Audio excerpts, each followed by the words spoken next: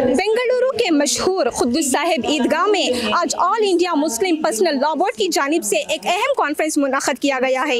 इस कॉन्फ्रेंस का उन्वान है वक्फ बचाओ आइन बचाओ कॉन्फ्रेंस। ये इजलास खास तौर पर ख़वातीन के लिए रखा गया है ताकि वो भी वक्फ के तहफ़्फ़ुज़ और आइन के हुकूक़ के बारे में बेदारी हासिल कर सके। ये इजलास आज यानी 21 अगस्त को सुबह 10 बजे से शुरू हुआ है। और ये कानून गैर कानूनी जो कानून है और ये गैर मसावी कानून है, यानी मुसलमानों के साथ इम्तियाज बरतता है।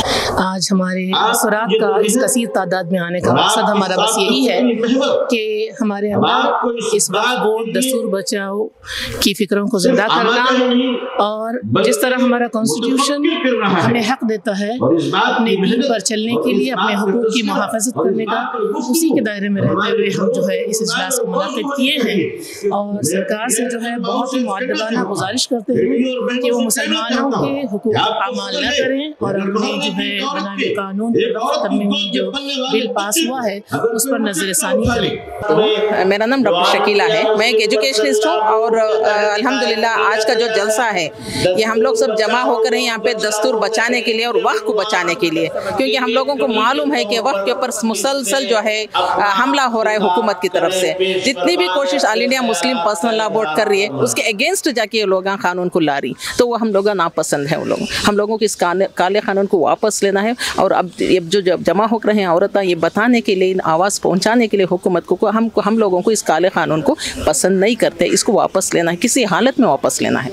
तो हम लोग जितनी भी जमात यहाँ पे जमकर है आवाज़ देते हैं कि हम लोग एक हैं। जब हमारे दस्तूर को जब कोई छीनता है, कोई छेड़ता है, कोई दस्तूर को छीनने के लिए या बदलाने के लिए कोई भी आवाज़ उठाता है तो हम लोग उसको खड़ के जम के जुड़ के हम लोग इसको रोकने की कोशिश करते हैं इंशाअल्लाह। और मुस्लिम पर्सनल लॉ बोर्ड और प्लस यहाँ पे बेंगलोर के जितने भी अरकान हैं या कन्वेनर्स हैं, इतनी कोशिश करके, इतने मीटिंग्स करके 2-3 महीनों की कोशिश से आज इतने लोग हम जमा होकर हैं ये बताने के लिए हुक्म किया हम लोग एक हैं। हिंदुस्तान जितना तुम्हारा है इतना हमारा है, दस्तूर जितना तुम्हारा है उतना हमारा है, कानून जितना तुम्हारा है उतना हमारा है। कानून हर एक को एक इक्वालिटी देता है, फ्रेटर्निटी देता है, इसको हम लोग लेके चलना चाहती। तो हम लोगों को क्यों ये नज़र से देख रही, ये नज़र से नक को देखो बोल के हम लोग आज जमा होकर यहाँ पे मैसेज दे रहे हैं कि हम लोग एक हैं, हम लोग एक हैं, एक रहेंगे इंशाअल्लाह। और दस्तूर को किसी भी हालत में हमें बदलने नहीं देंगे, इस कानून को किसी भी हालत में हमें लागू नहीं होने देंगे इंशाअल्लाह। हम सब जमकर पुरजोर इसकी हमें मजम्मत करेंगे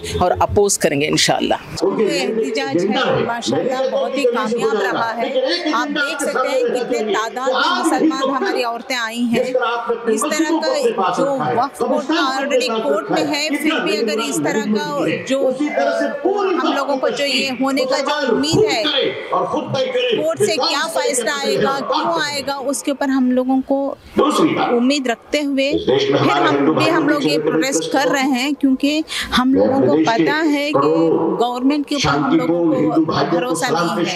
ये किस तरह का ये कर रहे हैं हम लोगों के साथ, क्योंकि अभी आप सब लोग जानते हैं कि मुसलमानों का वक्फ बोर्ड, मुसलमानों को ये ऐसे दिखा रहे हैं जैसे कोई अलग प्रिविलेज मिला है मुसलमानों को, मगर हकीकत ऐसी नहीं है। हकीकत में हिंदुओं के लिए भी पर्सनल लॉ बोर्ड है, सिखों के लिए भी है, शिरोमणि गुरुद्वारा एक्ट है, सब है। होने के बावजूद सिर्फ मुसलमानों को टारगेट किया जा रहा है। मगर ये हम लोग आज इस एहतजाज के जरिए से ये आवाम को समझाना चाहते हैं, पब्लिक को समझाना चाहते हैं कि हम लोग सिर्फ जरिया है, टारगेट हम नहीं है।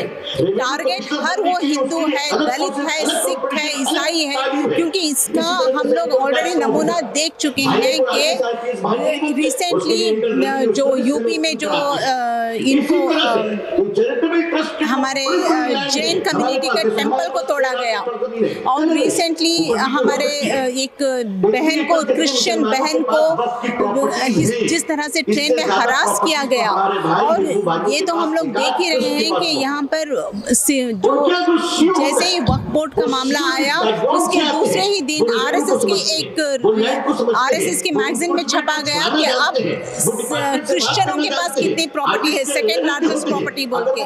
तो ये सब चीज़ों को देखते हुए समझना पड़ेगा हम लोगों को कि तादाद कतार में सिर्फ हम ही नहीं है, हम भले ही आगे होंगे मगर कतार में सब है। मगर हम लोग इस तरह के प्रोटेस्ट को एकजुट होकर सिर्फ ये हमारा ना करते हुए, सिर्फ हमारा वक्फ बोर्ड का मुद्दा ना करते हुए, जो आज वोट चोरी हो रही है और दूसरे भी जो कौमों के लिए जो हो रहा है, जो भी कुछ हो रहा है, कि समझाना होगा कि सभी कम्युनिटीज के लिए ये टारगेट है। ये सरकार सिर्फ मुसलमानों के लिए खराब नहीं है, ये सभी कम्युनिटीज के लिए खराब है। ये हम लोग पहले से भी बोलते आ रहे थे मगर अब हम लोगों को दिख रहा है, उसके एग्जाम्पल्स हमारे सामने हैं। और जो रिसेंटली हमारे बौद्धों को, जो बुद्धिस्ट उनके खुद के बौद्ध विहार से बाहर निकाल दिया गया, वहाँ पे हिंदुओं का कंट्रोल दे दिया गया यूपी में। तो ये सब चीज़ों को देखते हुए हम लोगों को समझना पड़ेगा और हमारे तमाम हिंदू भाइयों बहनों को भी समझाना पड़ेगा कि ये जो भी कुछ हो रहा है वो सिर्फ मुसलमानों के लिए नहीं हो रहा है, ये सब के लिए होगा। क्योंकि जैसे कि एक शेर है कि लगेगी आग तो आएंगे सभी घर गर्द में, सिर्फ हमारा घर थोड़ी है। राहत इंदौरी जी ने ये शेर मरने से पहले ही कह दिया था। तो ये आज वाकई में सच बैठता है ये।